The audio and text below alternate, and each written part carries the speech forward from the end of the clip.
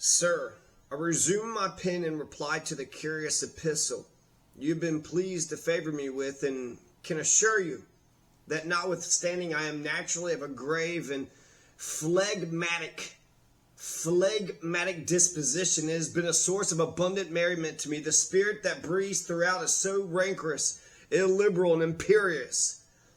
The argumentative part of it is so puerile and fallacious, the misrepresentations of facts so palpable and flagrant, the criticism so illiterate, trifling, and absurd, the conceit so low, sterile, and splenetic, that I will venture to pronounce it one of the most ludicrous performances which has been exhibited to public view during all the present controversy. You have not even imposed the laborious task of pursuing you through a labyrinth of subtlety.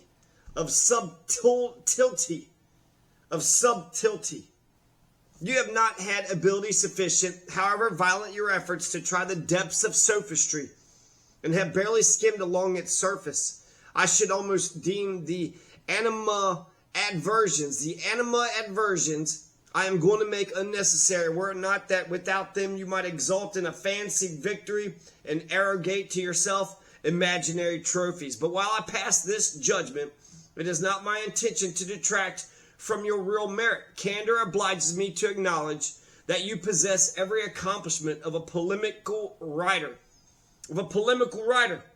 which may serve to dazzle and mislead superficial and vulgar minds, a peremptory dictatorial air, a pert vivacity of expression, an inordinate passion for conceit, and a noble disdain of being fettered by the laws of truth.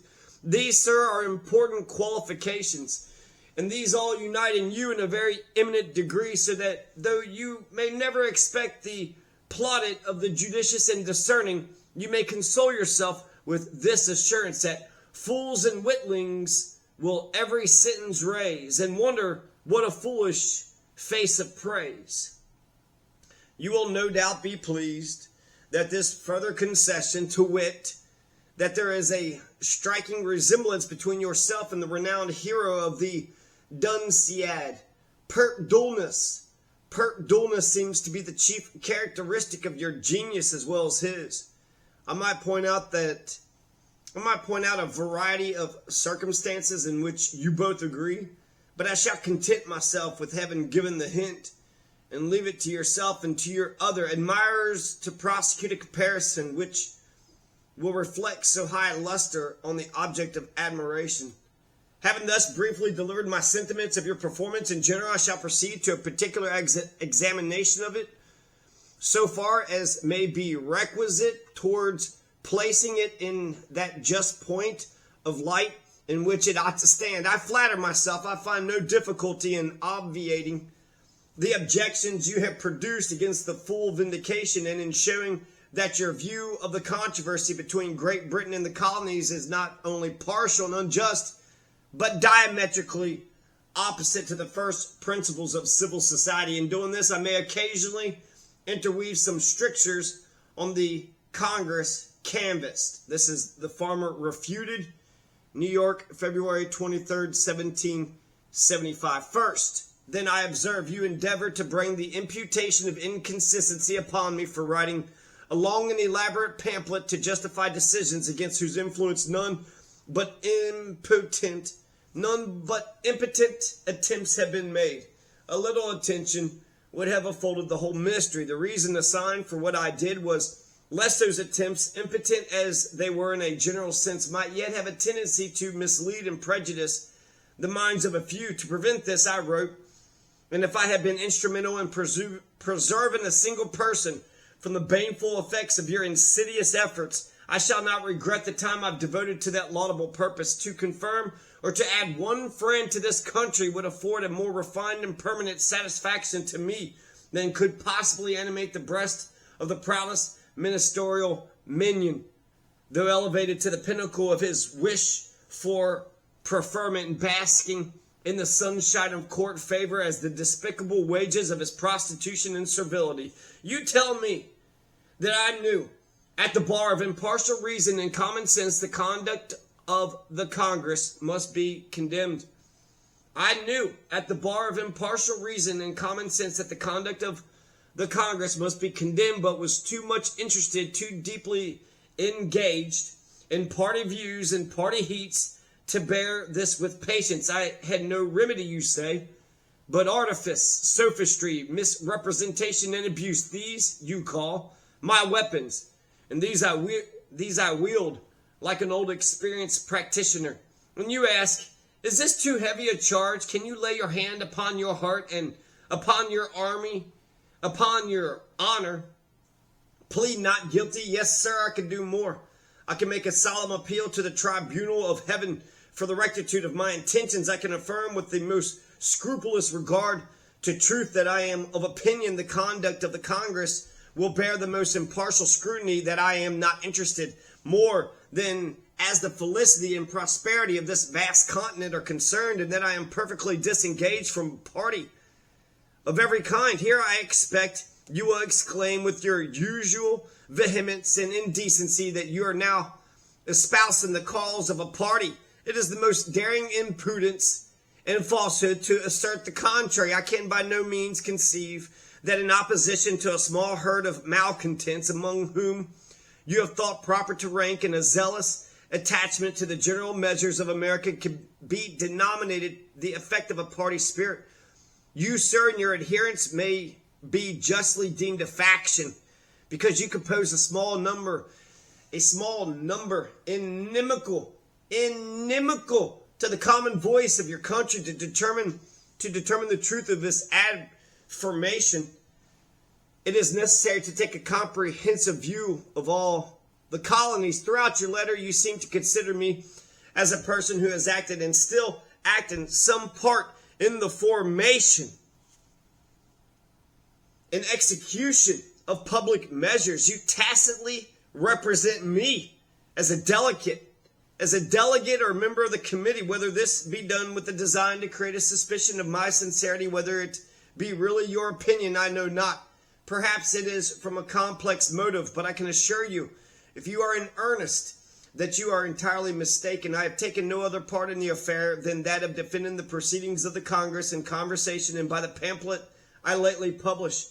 I approved of them and thought an undeviating compliance with them essential to the preservation of American freedom. I shall therefore strenuously exert myself for the promotion of that valuable end. In the field of literary contention, it is common to see the epithets artifice, sophistry, misrepresentation, and abuse mutually bandied about. Whether they are more justly applicable to you or me, the public must decide. With respect to abuse, I make not the least doubt, but every reader will allow you to surpass me in that. What's artifice? Artifice. Clever or cunning devices or expedients, especially as used to trick or deceive others. Your envenomed pen has endeavored to sully the characters of our continental representatives with the presumptuous charges of ignorance, knavery, sedition, rebellion, treason, and tyranny. A tremendous catalogue indeed, nor have you treated their friends and adherents with any degree of complaisance.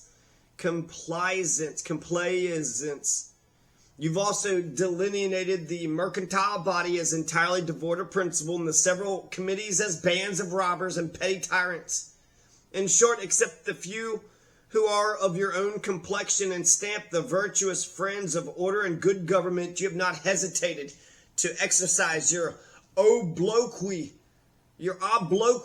and malevolence against the whole continent. These things being considered, it is manifest that in my answer to your free thoughts, I treated you with more lenity than you had a right to expect, and did by no means observe the strict law of retaliation. None but yourself will think you can with the least propriety complain of abuse. I congratulate myself upon the sentiments you entertained of my last performance. Such is my opinion of your abilities as a critic, that I very much prefer your disapprobation to your applause. But with respect to the brilliancy of thought you speak of, give me leave to inform you that I aimed at nothing more than justness of thought. I address myself to the judgment, not to the imagination, and works where fancy is predominant, as in the case with yours, there is a better opportunity for displaying brilliancy of thought than where reason presides and directs. No wonder then, if you have excelled me in this particular, since your plan is so much more favorable to it than mine, I shall for the present pass over to that part of your pamphlet in which you endeavor to establish the supremacy of the British Parliament over America after a proper enclaircissement of this point. I shall draw such inferences as will sap the foundation of everything you have offered. The first thing that presents itself is a wish that I had explicitly declared to the public my ideas of the natural rights of mankind. Man in a state of nature, you say, may be considered as perfectly free from all restraints of law and government, and then the weak must submit to the strong. I shall henceforth begin to make some allowance for that enmity you have discovered to the natural rights of mankind. For though ignorance of them in this enlightened age cannot be admitted as a sufficient excuse for you, yet it ought in some measure to extenuate your guilt. If you will follow my advice, there still may be hopes of your reformation. Apply yourself without delay to the study of the law of nature. I would recommend to your perusal Grotius, Puffendorf, Locke, Montesquieu, and Burle-Marquieu, Montesquieu, Locke, Puffendorf, and Grotius. That's Hugo Grotius. And Puffendorf, what's Puffendorf? If you're going to play in Texas, you better read Puffendorf. This list is actually really important. Eminem had a list of all his favorite rappers. And he said, Andre, and then me. Andre, something, let's see, Eminem's favorite rappers. I got a list. Here's the order of my list that goes in. It goes Reggie, Jay-Z, Tupac, and Biggie. Andre from Outkast, Jada, Corrupt, Nas, and then me. So Eminem likes Reggie and Jay-Z, Tupac, Biggie, Andre from Outkast, Jada, Corrupt, Nas, and then me. So he says he's part of the greats as well. So this is the list. Again, Grotius, Puffendorf, Locke, Montesquieu, and Burle-Marquieu. I'm going to look up sophistry. What does sophistry mean? Well, I mean, it's pretty simple. Sophistry, well, that's just the use of fallacious arguments, especially with the intention of deceiving. You got these sophistry. You're using all these fallacious arguments. He's lying. You're lying. You're lying in order to deceive. That's what you're doing. You're lying in order to deceive. I might mention other excellent writers on this subject, but if you attend diligently to these, you will not require any others. Grotius, Puffendorf, Locke, that's John Locke, Montesquieu, the spirit of the laws, and Burle-Marquieu,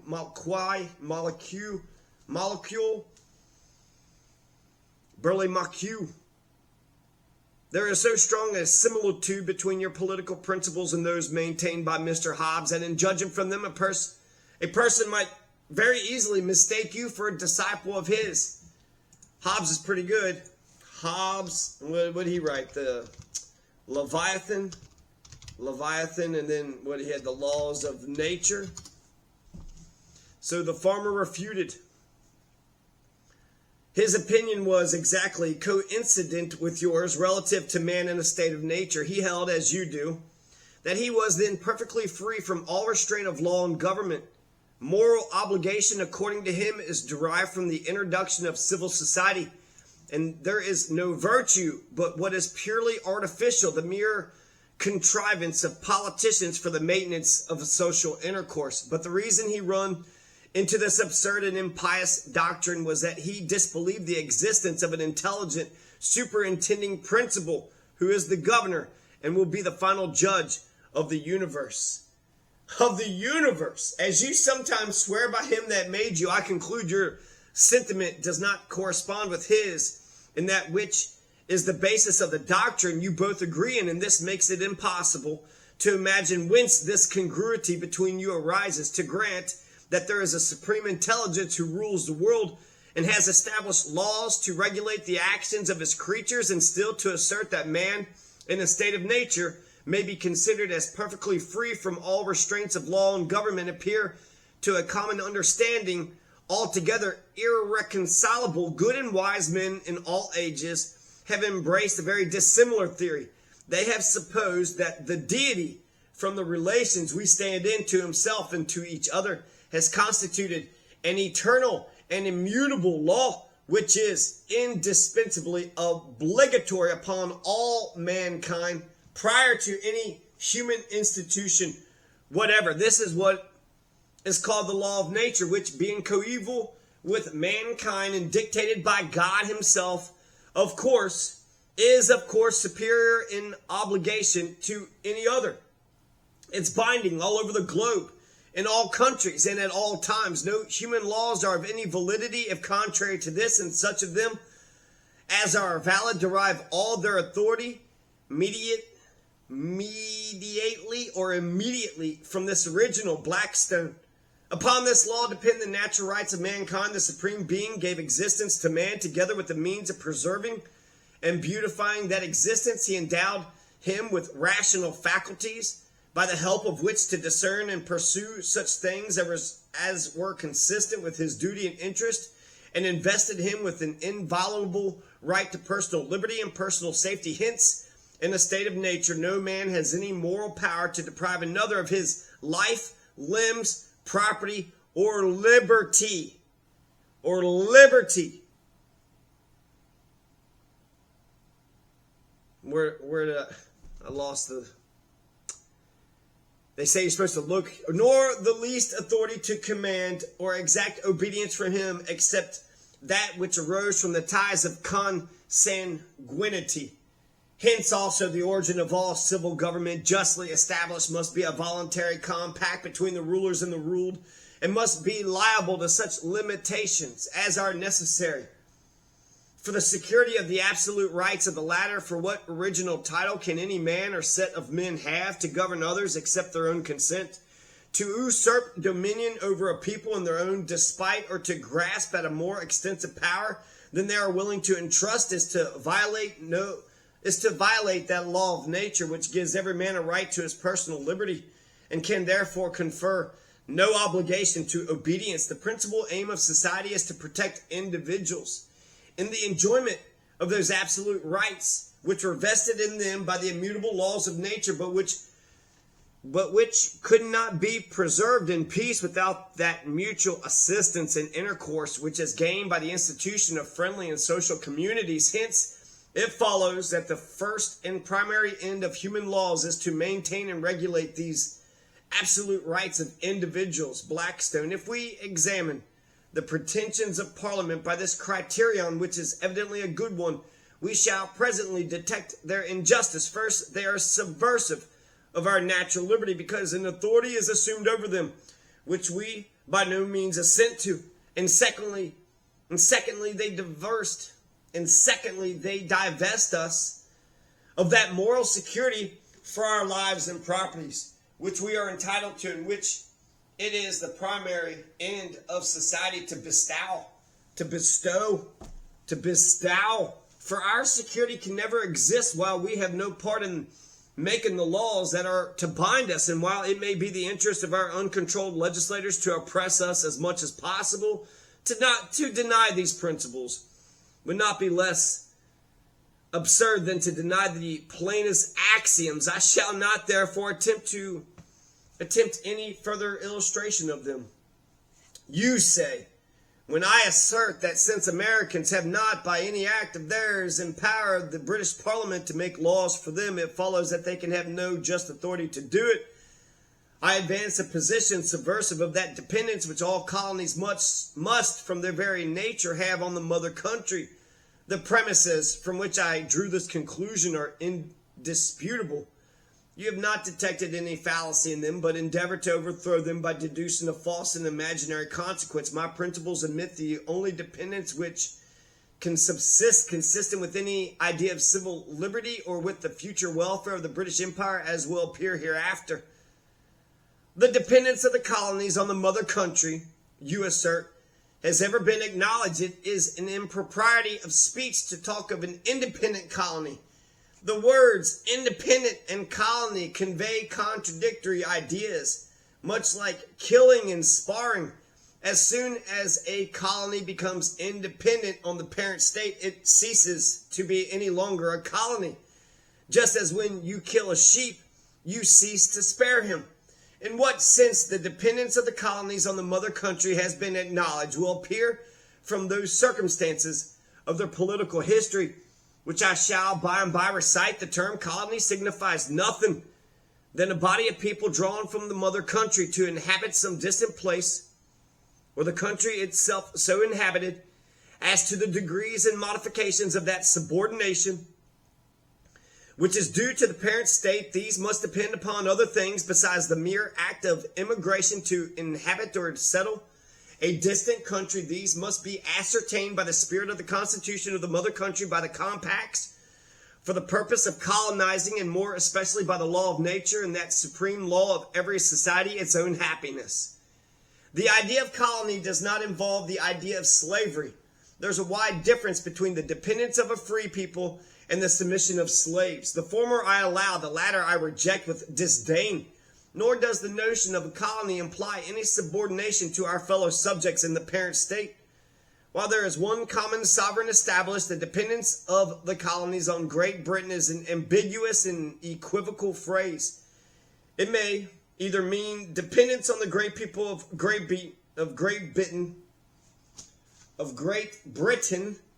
or on the king herself. In the former sense, it is absurd and unaccountable. In the latter, it is just and rational. No person will affirm that a French colony is independent on the parent state, though it acknowledges the King of France as rightful sovereign. Nor can it, with any great propriety, be said that an English colony is independent while it bears allegiance to the King of Great Britain. The difference between their dependence is only that which distinguishes civil liberty from slavery and results from the different genius of the French and English constitution.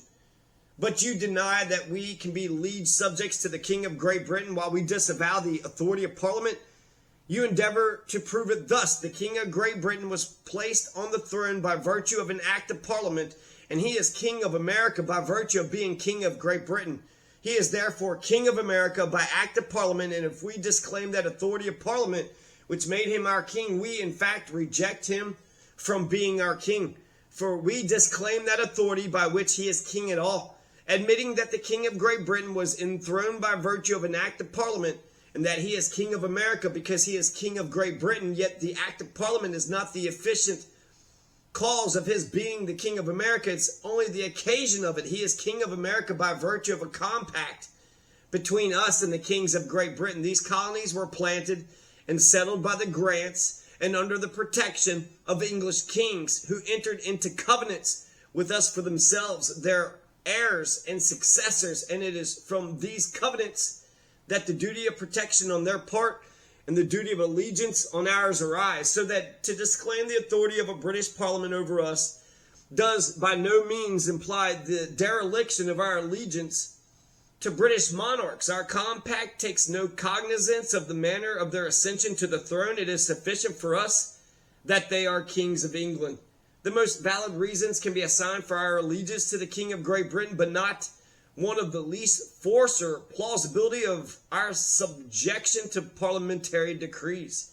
We hold our lands in America by virtue of charters from British monarchs, and are under no obligations to the lords or commons for them. Our title is similar and equal to that by which they possess their lands, and the king is the legal fountain of both.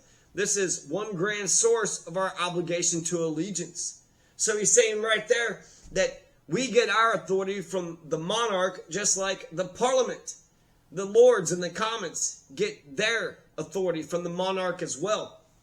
This makes parliament, the lords and the commons, equal to the American states. Another and the principal source is that protection which we have hitherto, or the colonies, enjoyed from the kings of Great Britain, nothing is more common than to hear the votaries of Parliament urge the protection we have received from the mother country as an argument for submission to its claims.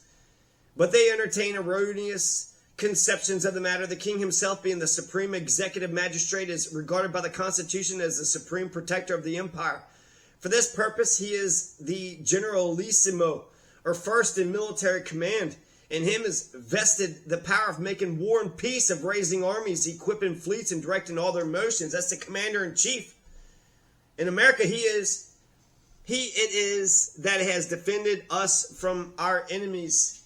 To him alone we're obliged to render allegiance and submission. The law of nature and the British Constitution both confine allegiance to the person of the king, and founded upon the principle of protection. We may see the subject discussed at large in the case of Calvin.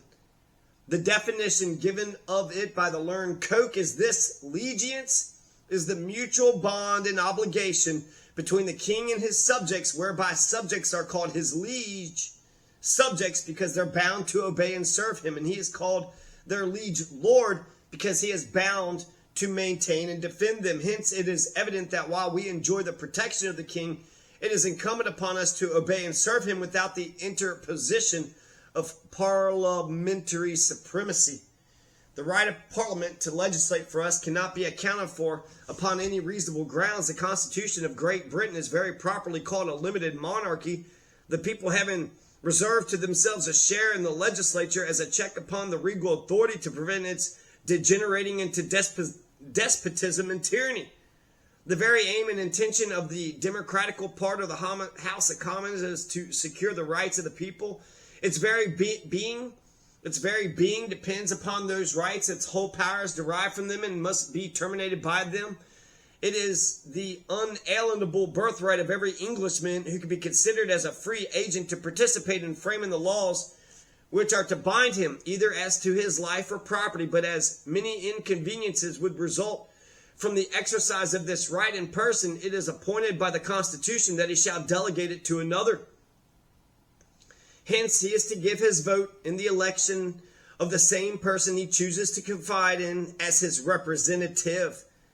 This right, no power on earth can divest him of. It is enjoyed by his ancestors, time immemorial, recognized and established by Magna Charta, and is essential to the existence of the Constitution. Magna Charta abolished this privilege, and the House of Commons is annihilated. But what was the use and design of this privilege? To secure his life and property from the attacks of exorbitant power? In what manner? And in what manner is this done? By giving him the election of those who are to have the disposal and regulation of them, and whose interest is in every respect connected with his. The representative in this case is bound by every possible tie to consult the advantage of his constituent. Gratitude for the high and honorable trust reposed in him demands a return of attention in regard to the advancement of his happiness. Self-interest, that most powerful incentive of human actions, points and attracts towards the same object. The duration of his trust is not perpetual, but must expire in a few years, and if he is desirous of the future favor of his constituents, he must not abuse the present instance of it, but must pursue the end for which he enjoys it. Otherwise he forfeits it and defeats his own purpose. Besides, if he consent to any laws hurtful to his constituent, he is bound by the same, and must partake in the disadvantage of them. His friends, relations, children, all whose ease and comfort are dear to him, will be in a like predicament. And should he concur in any flagrant acts of injustice or oppression, he will be within the reach of popular vengeance, and this will restrain him within due bounds. To crown the whole, at the expiration of a few years, if their representatives have abused their trust, the people have it in their power to change them and to elect others who may be more faithful and more attached to their interest. Those securities, the most powerful that human affairs will admit of, have the people of Britain for the good deportment of their representatives towards them. They may have proved at some times and on some occasions defective, but on the whole, they've been found sufficient. While we ascribe to the British House of Commons a jurisdiction over the colonies, the scene is entirely reversed. all these kinds of security immediately disappear. No ties of gratitude or interest remain. Interest indeed may operate to our prejudice. To oppress us may serve as a recommendation to their constituents as well as an alleviation of their own encumbrances. The British patriots may in time be heard to court the gale of public favor.